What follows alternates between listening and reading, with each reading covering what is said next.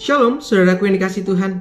Berjumpa lagi di dalam Bina Iman GKI Kreasi Solo, tepat pada hari ini, hari Rabu, tanggal 20 September 2023. Mari saudara, dimanapun saat ini saudara berada, kita mau menyatukan hati untuk menerima pimpinan dari Tuhan. Mari kita berdoa. Tuhan Allah yang Maha Pengasih, sungguh kami mensyukuri setiap berkat dan rahmat Tuhan yang boleh terus hadir di dalam kehidupan kami. Bahkan ketika kami ingin mengawali hari kami mengingat supaya kami menjadi apa yang Tuhan kehendaki. Dengan kami mau merenungkan kembali apa yang menjadi kehendak Tuhan dalam firman yang akan kami renungkan.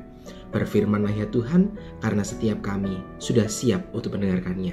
Di dalam nama-Mu, Tuhan kami Yesus Kristus, kami berdoa dan memohon. Amin. Saudaraku yang dikasihi Tuhan, hidup tanpa tujuan ibaratkan kita sedang berlari di tengah belantara yang tidak ada treknya, tidak ada alurnya, ya. Yang terjadi adalah kita berlari tanpa arah, ya. Seolah kita sudah berusaha, sudah kita melakukan banyak hal, tapi yang terjadi karena kita tidak tahu medannya, tidak tahu arah keluarnya, maka yang terjadi hanya kita tersesat. Hidup tanpa tujuan diibaratkan seperti tadi, di mana kita tidak memiliki satu fokus tertentu, kita tidak memiliki satu arahan tertentu, sehingga dalam kehidupan yang kita jalani hanya sekedar seperti sebuah rutinitas belaka. Kita hanya hidup menurut cara kita sendiri. Tentulah sebagai orang-orang pengikut Kristus, tentulah sebagai para pengikut Kristus, kita dipanggil untuk memiliki sebuah tujuan. Tidak lain dan tidak bukan adalah hidup sesuai dengan apa yang menjadi kehendak Tuhan. Maka mari bersama-sama kita akan membaca bagian Alkitab kita yang diambil dari Markus pasalnya yang ke-11, ayatnya yang ke-20 sampai dengan ke-24. Pagi-pagi ketika Yesus dan murid-muridnya lewat, mereka melihat pohon ara tadi sudah kering sampai ke akar-akarnya. Maka teringatlah Petrus akan apa yang telah terjadi, lalu ia berkata kepada Yesus, "Rabi, lihatlah pohon ara yang kau kutuk itu sudah kering." Jawab Yesus menjawab mereka, "Percayalah kepada Allah.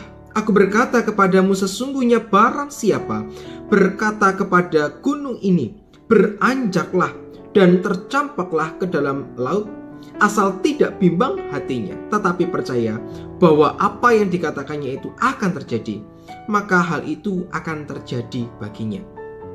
Karena itu, aku berkata kepadamu, apa saja yang kamu minta dan doakan, percayalah bahwa kamu telah menerimanya, maka hal itu akan diberikan kepadamu." Nah, saudaraku yang terkasih dalam Tuhan, bagian kita yang kita baca barusan ini menceritakan tentang bagaimana kisah kelanjutan ketika Yesus mengutuk pohon ara. Bagian ini bukan berarti Yesus marah dengan arogansinya kemudian mengutuk pohon ara yang tidak menghasilkan. Ternyata bagian ini membawa kepada sebuah penggambaran tentang umat Israel. Umat Israel digambarkan seperti pohon ara, ya.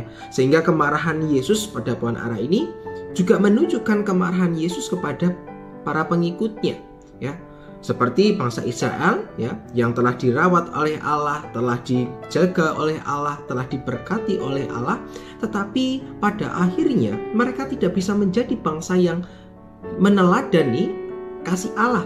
Mereka tidak bisa menjadi bangsa yang benar-benar mau untuk menaruh kepercayaannya kepada Tuhan.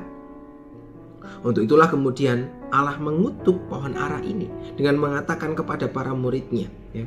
Nah, ketika Petrus berkata kepada gurunya, "Rabi, lihatlah pohon ara yang kau kutuk itu sudah kering." Nah, bagian ini memperlihatkan bahwa ternyata memang Tuhan itu punya kuasa atas kehidupan. Apa yang Yesus katakan tadi menjadi sebuah hal yang menekankan bahwa di dalam Yesus sungguh segala sesuatu itu dapat terjadi. Hanya bagian ini kemudian Yesus tekankan, percayalah kepada Allah. Itulah yang Tuhan minta bagi kita untuk kita lakukan. Artinya kita diminta Tuhan untuk memiliki tujuan hidup.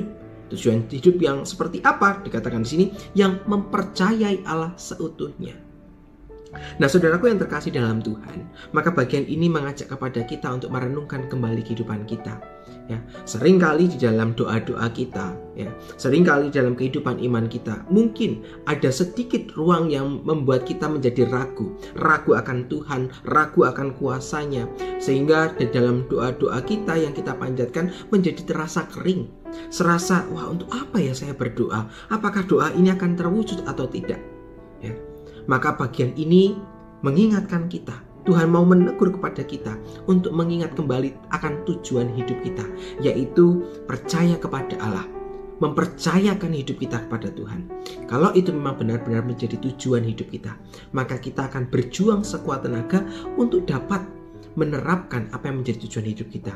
Artinya kita mau untuk hidup di dalam Tuhan, bukan hanya hidup di dalam Tuhan saja, tetapi juga mempercayakan segala sesuatu di dalam Tuhan.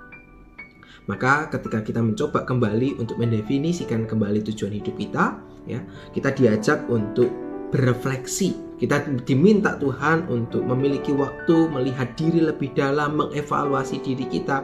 Sudahkah kita memberikan yang terbaik kepada Tuhan? Ketika Tuhan meminta kita percaya kepadanya, maka sudahkah itu kita lakukan di dalam kehidupan sehari-hari?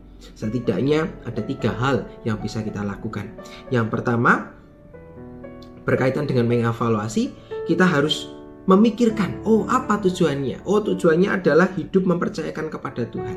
Maka langkah selanjutnya yang kedua adalah menentukan. Jadi yang pertama memikirkan, yang kedua adalah menentukan. Oh, bagaimana ya caranya supaya bisa mempercayakan hidup seutuhnya pada Tuhan. Oh, artinya mau taat, mau setia, mau bergumul, mau berproses gitu ya. Artinya itu menentukan langkah-langkah kita. Ketika dalam kondisi-kondisi tertentu, maka langkah-langkah itulah yang harusnya kita lakukan. Dan yang ketiga, tidak lain dan tidak bukan, firman itu, tujuan itu harus dilakukan.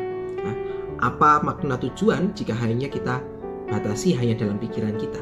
Maka apa yang kita berikan tadi, tujuan tadi harus kita lakukan supaya firman itu menjadi nyata. Hari ini Tuhan menghendaki kita untuk kembali, diundang untuk menilik diri kita, mempercayakan kehidupan kita seutuhnya kepada Tuhan. Maukah saudara untuk menaruh kepercayaan itu seutuhnya kepada Tuhan? Dengan apapun yang terjadi, maukah kita terus mau berserah dan percaya bahwa Tuhan akan menolong? Kiranya saudara dan setiap kita boleh mendapatkan kekuatan melalui firman ini. Mari bersama-sama kita akan menutup renungan ini dalam doa. Tuhan, kami bersyukur ketika Tuhan boleh ingatkan kami. Kami sadar betul bahwa seringkali kami kehilangan tujuan hidup kami. Bahkan kami seringkali meragukan kasih-Nya Tuhan. Namun biarlah firman hari ini boleh menegur hati kami, dan biarlah teguran itu boleh mendidik kami untuk menjadi pribadi yang lebih baik lagi. Kiranya Tuhan merahmati kami untuk memberikan kami kekuatan juga lewat Roh Kudus, supaya firman-Mu ini benar-benar menjadi firman yang hidup.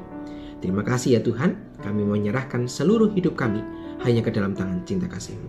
Di dalam nama-Mu, Tuhan kami Yesus Kristus, kami boleh berdoa dan memohon. Amin. Demikianlah Bina Iman kita hari ini. Selamat melanjutkan aktivitas, selamat melanjutkan kehidupan bersama dengan Tuhan. Tuhan beserta dengan kita semua. Sampai jumpa.